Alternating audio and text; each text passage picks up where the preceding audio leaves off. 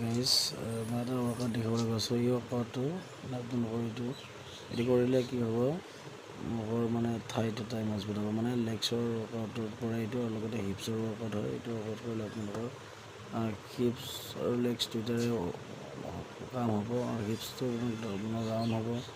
Pant পিন্ধিলে ভাল দেখা হ'ব আৰু আপোনালোকৰ ঠাইটো মজবুত হ'ব, মানে লেগছৰ ৱৰ্কআউটটো হৈ যাব। এইটো কৰিলে আপোনালোকৰ অভাৰঅল বাকী এক্সাৰচাইজবিলাকৰ কাৰণেও ভাল হয়, কাৰণ টেষ্টষ্টেৰন লেভেলটো বুষ্ট হয়। আৰু এইটো আপোনালোকে ঘৰতো কৰিব পাৰে এনেকৈ। প্ৰথমবাৰ কৰিলে আপোনালোকৰ প্ৰথম ছেটটোত আপোনাৰ ছেকেণ্ড ছেটটোত 12টা আৰু থাৰ্ড ছেটটোত 16টা কৰিব পাৰে। গতিকে এনেদৰে কৰিব পাৰে আপোনালোকে। আৰু জিমত যাব নোৱাৰিলে ঘৰত কৰিব নোৱাৰে, এইটো কথা নাই, ঘৰতো কৰিব পাৰি।